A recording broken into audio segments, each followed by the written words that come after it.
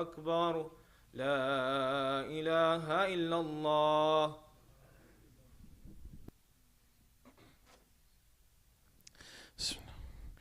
إن الحمد لله نحمده ونستعينه ونستغفره ونؤمن به ونتوكل عليه ونعوذ بالله من شرور أنفسنا ومن سيئات أعمالنا. من يهد الله فلا مضل له ومن يضلله فلا هادي له، ونشهد أن لا إله إلا الله وحده لا شريك له، ونشهد أن سيدنا وحبيبنا ومولانا محمدا عبده ورسوله. قال الله تعالى في كتابه الكريم بعد أعوذ بالله من الشيطان الرجيم: ادعوهم لآبائهم هو أقسط عند الله فإن لم تعلموا آباءهم فإخوانكم في الدين ومواليكم وليس عليكم جناح فيما أخطأتم به ولكن ما تعمدت قلوبكم وكان الله غفورا رحيما. صدق الله العظيم. فقال النبي الكريم صلى الله تعالى عليه وسلم: لا يؤمن أحدكم حتى أكون أحب إليه من ولده ووالده والناس أجمعين أو كما قال عليه الصلاة والسلام. أما بعد. The Prophet ﷺ's example for us is, of course, the thing that we have to look to in moments of doubt. In our Wednesday Khatira, we talked about this idea that there is often a conception that people have of what civilized is, of what the right behavior is. And in truth, the right behavior, the most civilized behavior, the most correct behavior is that of the Prophet ﷺ. And one of the ways that we have to be able to follow that example, to be able to stay steadfast, to make sure that we are connecting to him ﷺ, is to look to the example of his companions who followed him. Because the companions of the Prophet ﷺ, they were individuals who he made very clear were to be followed after he was gone. Usikum bi ashabi, he said. I leave you with my companions, or I adjure you, but specifically I want you to look to the example of my companions. Focus on them. See what they did. ثُمَّ الَّذِينَ يَلُونَهُمْ ثُمَّ الَّذِينَ يَلُونَهُمْ. Then look at those who learned from them and those who learned from them. And what this tells us is that the Prophet ﷺ is making a very clear hierarchy. The companions of the Prophet ﷺ are the ones to follow. They are, after his death, after his time, the people who everyone should look to in order to understand what it is they need to do. And before I continue, I'm going to ask anybody who's on their phone to put it away or step outside. If the brothers can tap the brothers on their phone there and ask them to please step off their phones. Inshallah. We can wait. You want to tap? So, when we understand that the Prophet ﷺ has made it very clear that the companions of the Prophet ﷺ were to be followed, then we know that their example is something for us to look at, to follow. But what's beautiful about them is that in spite of them being such high-ranking people, such great individuals, they were clearly not a monolith. They were not simply a large group of people who all acted and did the same thing. They were varied. They were different. You know, in a cult, you have people who often try to look the same. They try to make sure that everything they do is exactly the same. They dress the same, they move the same, they talk the same words. And while we follow the example of the Prophet ﷺ, we do not all do things in a way that's a monolith. And the companions of the Prophet ﷺ also were not a monolith. They were not individual, they were individual in who they were. And they were as varied, if not more, than the society that we live in today. We had companions who were tall and strong. Umar ibn al-Khattab radiallahu anh. We also had companions who were shorter, smaller, frailer. Abdullah ibn Mas'ud radiallahu anh. You had companions who were harsh and forceful. We see that the Prophet ﷺ's companions, Abu Dharr al-Ghifari radiallahu anh, he was someone who was very harsh, very sharp. He held people to a very high standard. But then there were companions of the Prophet ﷺ who were very soft, very gentle. They didn't like to cause harm to people. They didn't like to cause difficulty with others. There were companions of the Prophet ﷺ who were pious and calm. They could restrain themselves. They could hold themselves back because their taqwa was something that always kept churning within themselves. And there was also companions who were very brash, who were very angry, who got upset, even saying things out of mistakenness, not realizing who it was, to the Prophet ﷺ. A woman was once grieving, and the Prophet ﷺ came over and he said to her that just have sabr, be patient. And she said, go away, you don't know my pain, not knowing who it was. And when she went to the Prophet ﷺ, he gave her a lesson. He taught her something, that as-sabru inda sadmatil ula, that patience, sabr, true sabr, not just patience, but true sabr, is at the moment when things are truly occurring. And so what we see is that the companions were not all just a bunch of people who did the same thing and acted the same way and all were super pious and righteous. Some of them had things that they did that were not okay, at least from the Shari'i perspective. Some of them were punished for that. Some of them were held to account for that. But they were, because of the fact that they weren't protected from sin, that they didn't always do the right thing, that they maybe made mistakes much more often than everybody else, than other prophets, or than prophets, this actually does something for us, which is that it allows us to recognize that you can be somebody who Allah is pleased with and not be a perfect person. You can be somebody who Allah subhanahu wa ta'ala is pleased with and not do the things that you're supposed to do all the time. You can make mistakes. Nu'ayman ibn Amr radiyallahu an, we say, may Allah be pleased with him. This is a companion of the Prophet ﷺ. He was caught many times drinking publicly, and he was given the punishment for it.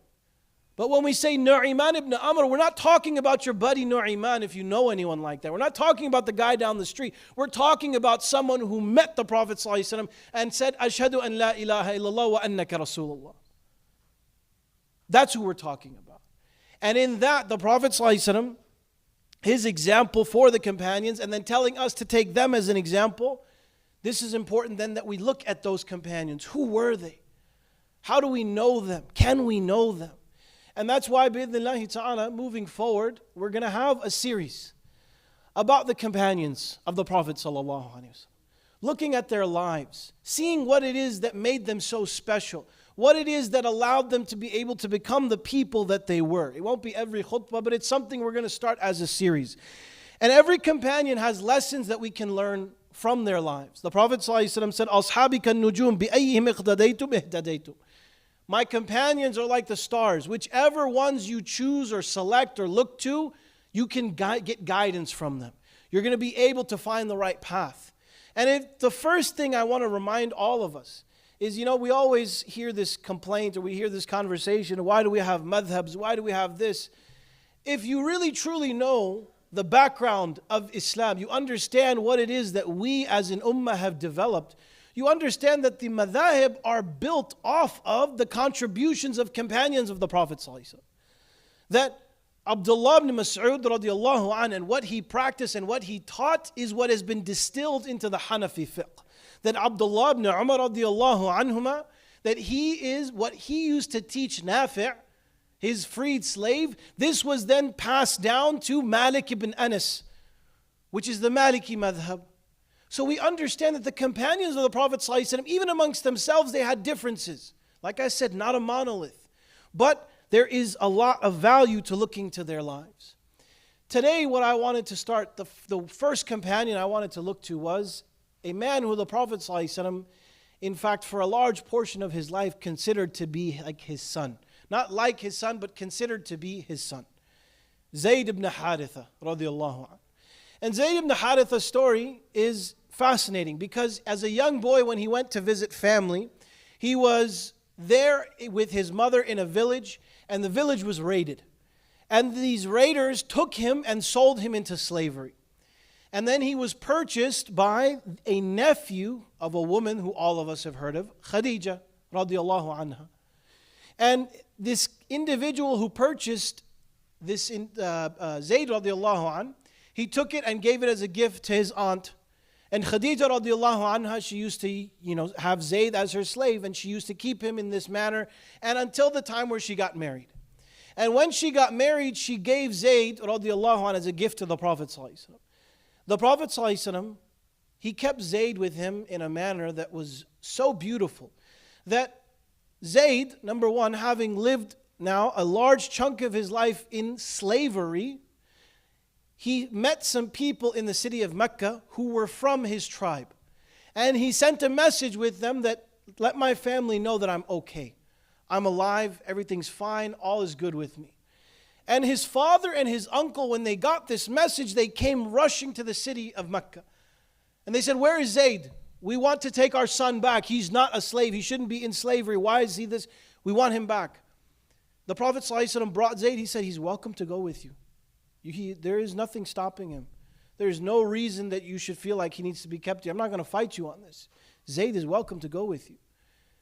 But Zayd himself says, no, I don't want to go back. He said, I have seen things from this man that I have never seen from any other person. I want to stay with him.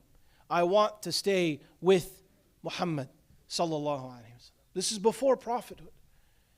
And so when Zayd makes this declaration and he now is freed, and the Prophet sallallahu alaihi wasallam frees him at this time, Zayd's father, he says, if you're happy, I'm happy. And he leaves. And in the Arab custom, the Prophet ﷺ, because he was still young, he adopts him. And the Arab custom was that he would take the name of the one who adopted him. So Zayd ibn Harithah became Zayd ibn Muhammad. And he would go and people would recognize that Zayd is an individual who is inheriting from Muhammad sallallahu alaihi wasallam. And Muhammad would inherit from him if something happened to him. This was the case for years and years and years into prophethood. And the Prophet ﷺ is teaching people, he's giving the message, he is working. Zayd radiallahu anhu is one of the first to believe in him when the message comes. He is amongst the first to accept Islam. And Zayd radiallahu anhu, he goes on in a way that is beautiful because the Prophet ﷺ always has Zayd accompanying him. When he goes to Ta'if and the Prophet ﷺ is repelled from the people of Ta'if, they push him out, they stone him, they make him bleed. Zayd radiallahu anhu was trying to defend the Prophet ﷺ. He's trying to guard him, but he's getting pelted, he's getting hit in the head. The Prophet ﷺ said, Zayd, stop, just go ahead, get out of here. And he himself walked, sallallahu alaihi wasallam. So Zayd radiallahu anhu had this outsized presence in the life of the Prophet ﷺ. He was, for all he knew, the way the society he lived in told him that he was now the son of Muhammad sallallahu alaihi wasallam. So then what happens not long after is that the Prophet ﷺ makes a call to Zayd. He says, Zayd, I think you should marry this woman, Zaynab bint Jahsh, who is the first cousin of the Prophet ﷺ. And Zaynab radiallahu anha, she at first kind of doesn't want to. She's not really interested. She says, listen, I'm from Quraysh. She's saying that I am higher ranking, so to speak. My societal class level is better. And Zayd radiallahu anhu, he doesn't really care. He says, Ya Rasulullah, if you want me to do it, I'll do it, but I'm not going to force anything. And Zaynab radiallahu anha, she just doesn't, she's not really willing to because she says, I'm a woman of Quraysh. I should marry someone from Quraysh. Until Allah subhanahu wa ta'ala reveals the verses that when Allah and His Messenger have decreed something, it is not appropriate that people should think that they have a choice now. It's not for you to say, oh yeah, I want to do this and I'm going to do this, when the Prophet sallallahu alaihi wasallam says, do this. So Zaynab radiallahu anha, she says, okay, you know what? That's a good point. I agree. She accepts the marriage with Zayd radiallahu anhu. And in the interim then, what has occurred is that Zayd ibn Muhammad has been reverted back to Zayd ibn Harithah. Why? Because Allah subhanahu wa ta'ala reveals these verses where He makes it very clear that when you have an individual who has been adopted, they should be referred to by their father's name. أُدْعُوهُمْ لِآبَائِهِمْ هُوَ أَقْسَطُ عِنْدَ اللَّهِ. They should be referred to by the name of their father. In our times today, this is a bit more complicated. It's not as clear-cut as having a last name, middle name, this and that. There's levels to this. But regardless, what we understand here is that the Prophet ﷺ is made clear. It's made clear to him that no, it is not appropriate to refer to them as Ibn such and such. It should not be Ibn Muhammad. It should revert back to Ibn Harithah. Now, you put yourself in the shoes of Zayd radiallahu anh. You have been a faithful follower of the Prophet ﷺ. But more than a follower, you have been his son. You have been in a position of closeness that very few people have ever been. And you have this level of connection to him, sallallahu alaihi wasallam, that nobody else will have the opportunity to get. And then all of a sudden, what happens? Allah subhanahu wa ta'ala reveals verses and says, this is not appropriate. And now this connection you had to the Prophet sallallahu alaihi wasallam has been taken away. Not that there's anything wrong with being Ibn Harithah, but it's a big deal to be Ibn Muhammad. Allah subhanahu wa ta'ala himself, however, says that Muhammad is not the father of any of your men. Because all the children who the Prophet ﷺ had, the boys, in fact, all the children the Prophet ﷺ had passed before he himself passed away, except one, Fatima radiallahu anha. And so, Zayd radiallahu anhu has this honor taken away from him. And now he is back to Ibn Harithah. And he does marry Zaynab, but it doesn't work out between them. They have difficulty in their marriage, and eventually, after a period of a couple of years, they divorce. And then Allah subhanahu wa ta'ala commands the Prophet ﷺ to marry Zaynab bint Jahsh. To make it clear that the lineage, the idea of lineage as it relates to a son versus an adopted son, the rules of having a mahram don't apply the same way. And so when the Prophet ﷺ marries Zaynab, this crystallizes this distinction. And the Prophet ﷺ then is in a position where his former son, if you will, has now divorced this woman. He's had to marry her based on the command of Allah subhanahu wa ta'ala. So what does Zayd get out of this entire deal? Because it seems like things are just being taken away from him. It seems like there's just stuff that he was given, but it was removed from him. There's one thing in particular that Zayd radiallahu anh is granted as an honor that no other companion of the Prophet ﷺ received. When you open the Quran, you go to the 400s and you open Surah Al-Ahzab.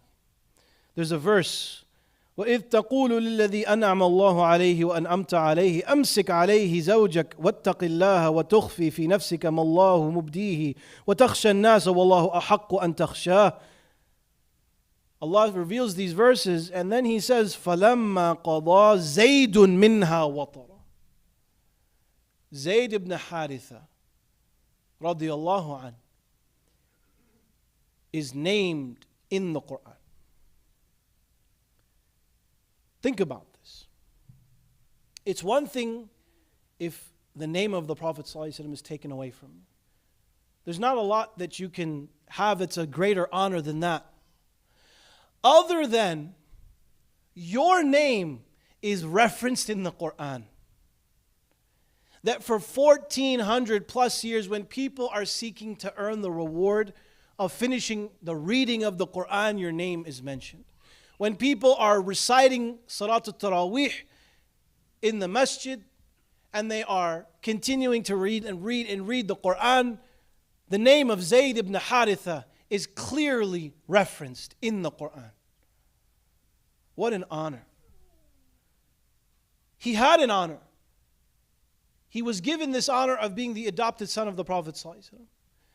But there was legalities, there was realities that existed. And when that was removed from him and taken away from him, Zayd radiallahu an, Allah subhanahu wa ta'ala did not say, okay, just go be a good Muslim, Zayd. Allah subhanahu wa ta'ala put his name. His name was in and is in to this day the Quran, recited in the Quran. What a blessing. Could you imagine to have such an honor? And no other companion, not Abu Bakr radiallahu anhu, though he's referenced, not Umar radiallahu anhu, not Uthman radiallahu anhu, not Ali radiallahu anhu, no other companion but one is referenced in the Quran. It's a beautiful lesson. And Zayd radiallahu anhu, he lived a decent life. He lived a life where he had a son, Osama ibn Zayd, who was one of the most beloved companions to the Prophet ﷺ. And he, in spite of his young age, the Prophet ﷺ trusted him with commanding an army. So the legacy of Zayd radiallahu anhu carried forward not just from his lineage, but because his name comes in the Quran. There are few honors greater. And Zayd radiallahu an, when he finally was martyred at the Battle of Mut'ah, the beginning that he had as a slave, as someone kidnapped, taken away, it didn't seem like a great beginning. But the ending that he had was the best ending one could ask for. We ask Allah subhanahu wa ta'ala to allow us to follow the example of companions like Zayd radiallahu anhu. أقول قولي هذا وأستغفر الله لي ولكم ولسائر المسلمين فاستغفروه إنه هو الغفور الرحيم.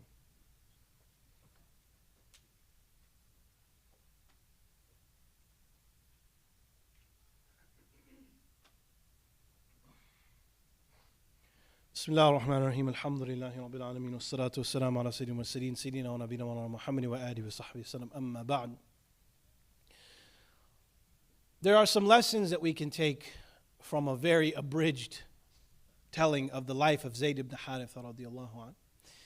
And the first is that where life takes you may not be where you wanted it to be. You may have had expectations in your life that you would go one direction, that you would go that place, you would become this, you would do that. But where you end up, where Allah subhanahu wa ta'ala puts you, if you have faith, if you are cognizant, if you recognize, that ending can be far better than what you could have imagined. Zayd radiallahu an, being Ibn Muhammad for him was valuable before prophethood, before the Prophet ﷺ received revelation. It became even more valuable from a societal perspective when he was then Ibn Muhammad, when the Prophet ﷺ became and started to share that message of Islam. But when it was taken away from him, he could have said, no, it's not fair, this isn't right, how can this happen? But he didn't. He didn't try to argue.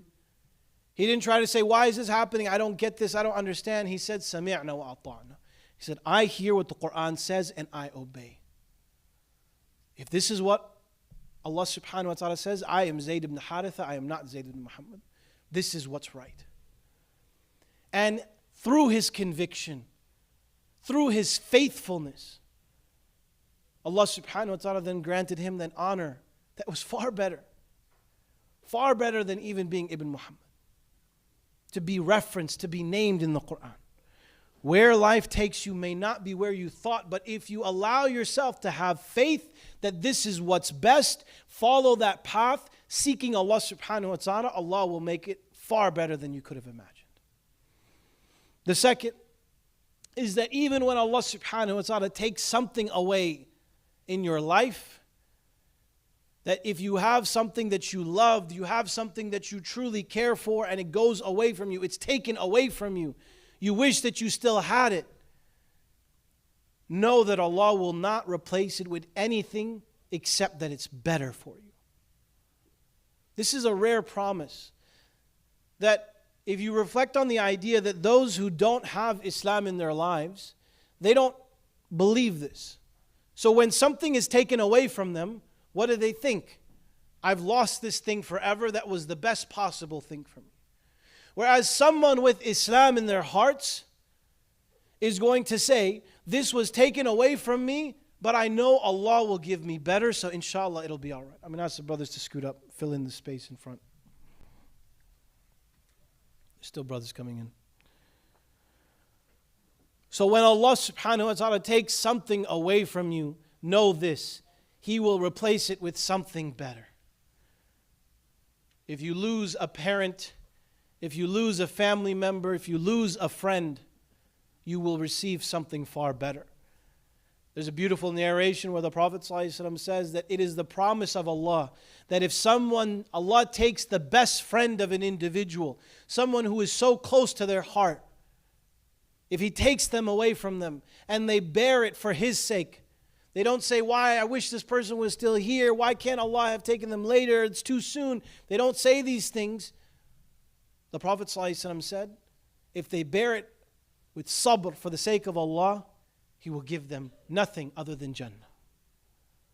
Whatever He takes away, He will always replace with something better. And lastly, it's not about how you start. It's not about the middle of the story. It's about the ending. It's about the ending.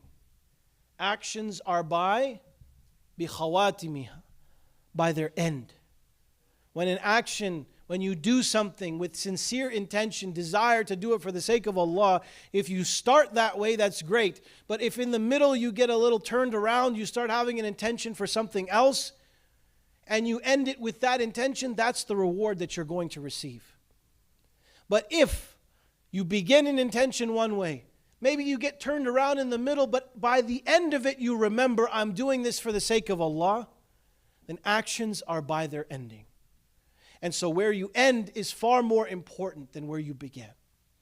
This applies whether it's a deed that we're doing, whether it's where you are in your life, where you feel you are as an individual in your spirituality. Where you are is not what's important, but where you finish is. And if we all look at the example of Zayd radiallahu anh, yes, rocky start, a little bit better as it went along, much better. But then seemingly, it got worse. Where did it finish though? It finished with him as a martyr fi sabilillah, with his name being recited in the Quran until the end of days. What better could you ask for? We ask Allah subhanahu wa ta'ala to forgive us for all of our shortcomings. We ask Allah subhanahu wa ta'ala to grant us the best ending.